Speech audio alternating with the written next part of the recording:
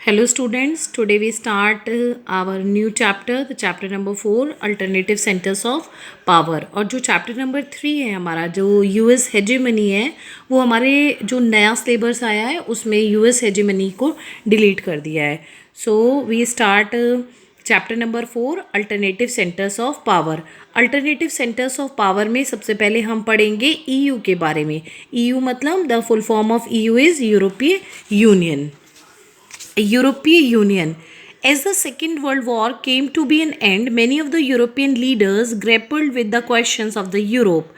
जैसे ही second world war ख़त्म हुआ, बहुत सारे यूरोपियन लीडर्स जो थे, अब उनके मन में ये क्वेश्चन आने लगा, should Europe be allowed to revert to its old rivalries और the reconstructed on the principle and institutions that would contribute to a positive conception of international relations।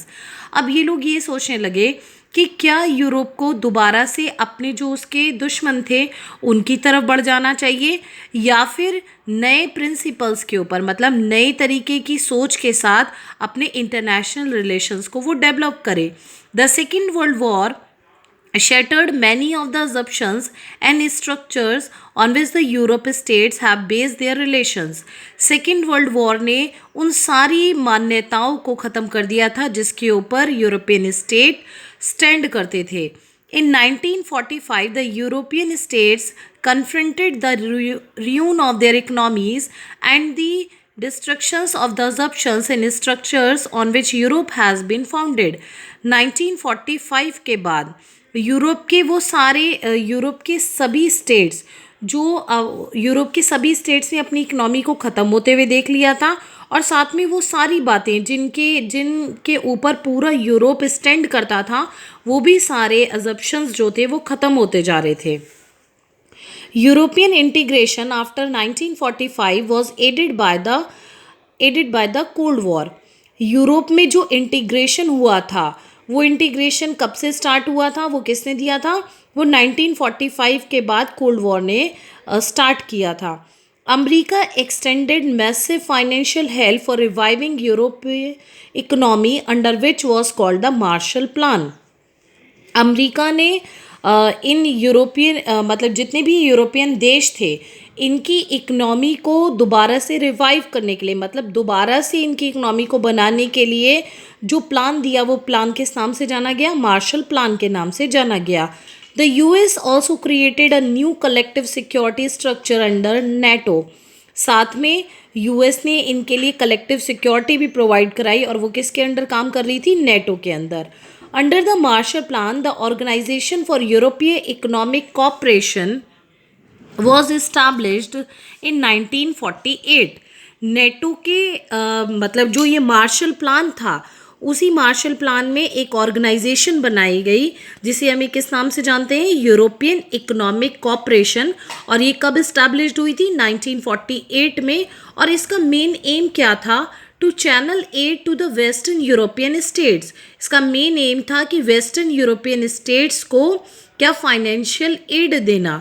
It become a forum where the western European states begin to cooperate on trade and economic issues. और ये जो ये organisation बनी थी, इस organisation ने western European states को क्या दिया? एक प्लेटफॉर्म दिया जिससे कि ये आपस में ट्रेड कर सकें। The council of Europe established in 1949 was another step forward in political cooperation. उसके बाद 1949 में एक काउंसिल ऑफ यूरोप बनाया गया, और ये किसकी तरफ पहला कदम था? पॉलिटिकल कॉपरेशन की तरफ यूरोप का पहला कदम था। The process of economic integration of European capitalist countries proceeded step by step। साथ में ये जो यूरोप का जो इकोनॉमिक इंटीग्रेशन हो रहा था, जितनी भी वहाँ पर कैपिटलिस्ट कंट्रीज थी, उनका जो इकोनॉमिक इंटीग्रेशन हो रहा था, वो एक साथ नहीं, स्टेप बाय स्टेप हुआ, step by step, leading to the formation of the European economic community in 1957। और यही कदम किसकी तरफ बढ़ा? 1957 में उन्होंने एक यूरोपियन इकोनॉमिक कम्युनिटी बनाई। This process acquired a political dimension with the creation of the European parliament. साथ में इसकी तरफ जब ये आगे बढ़े तो इन्होंने एक अपना यूरोपियन पार्लियामेंट बनाया, The collapse of the Soviet bloc put Europe on a fast track and resulted in the establishment of the European Union in 1992. जैसे ही सोवियत ब्लॉक का कोलैप्स हुआ, सोवियत ब्लॉक कोलैप्स हुआ, यूरोप अपनी integration मतलब जो यूरोपीय union जो establish होना था उसकी तरफ वो बहुत तेज़ी के साथ बढ़ा और 1992 में यूरोपीय यूनियन इस्टेब्लिश हुआ. The foundation was thus lead for a common foreign and security policy, cooperation on justice and home affairs and the creation of a single currency. अब यूरोपीय यूनियन जब 1992 में इस्टेब्लिश हुआ तो उन्होंने किन किन चीज़ों के ऊपर काम करा. उनकी एक अपनी कॉमन फॉरेन पॉलिसी बनी, उन्होंने अपनी एक कॉमन सिक्योरिटी पॉलिसी बनाई, साथ में उन्होंने अपने पूरे यूरोप में एक सिंगल करेंसी को अपनाया. The European union has involve over time for an economic union for an increasingly political one. The EU has started to act more as a nation state. अब साथ में जो यूरोपीय यूनियन बना था शुरुआत में तो उसने केवल कैसे वर्क करा, इकोनॉमिक मतलब आर्थिक रूप से काम करने के लिए ये एक साथ जुड़े थे, लेकिन धीरे धीरे ये किसकी तरफ बढ़ गए, इन्होंने पॉलिटिकल इक्वालिटी मतलब अब ये राजनीतिक रूप से भी एक हो गए थे. और अब यूरोपीय यूनियन किसी ऑर्गेनाइजेशन की तरह काम नहीं कर रहा था बल्कि एक स्टेट की तरह काम कर रहा था, एक नेशन स्टेट की तरह वर्क करने लगा था.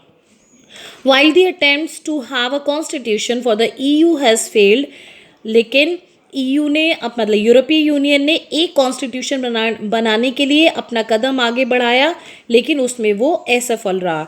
It has its own flag, लेकिन यूरोपीय यूनियन का अपना एक फ्लैग है, एंथम है, फाउंडेशन डेट है, अपनी एक करेंसी है. It also had some forum of a common foreign and security policy in its dealing with other nation. साथ में यूरोपीय यूनियन की अपनी एक कॉमन फॉरेन पॉलिसी है, सिक्योरिटी पॉलिसी है जो वो दूसरे देशों के साथ डील करने में यूज़ करते हैं. द यूरोपीय union has tried to extend areas of cooperation while acquiring new members especially from the east while Soviet bloc. साथ में यूरोपीय यूनियन ने अपने आप को एक्सपेंड करा मेंबर्स में और स्पेशली उन लोगों को शामिल करा जो किससे जुड़े हुए थे, सोवियत ब्लॉक से जुड़े हुए थे. The process has not proved easy for people in many countries are not very enthusiastic in giving the EU power that were exercised by the government of their country. लेकिन ये मतलब सभी को शामिल करना इनके लिए बहुत इजी वर्क नहीं था. और इजी क्यों नहीं था, क्योंकि वो देश अब मतलब यूरोपीय यूनियन की जो पावर थी उसे वो नहीं चाहते थे. वो ये सोचते थे कि जो पावर अभी तक हमारा देश अपना रहा है अब वो पावर हम यूरोपीय यूनियन को क्यों दें. There are also reservations about including some new countries within the EU. साथ में बहुत सारी नई कंट्रीज़ को भी EU में शामिल किया जाने लगा था.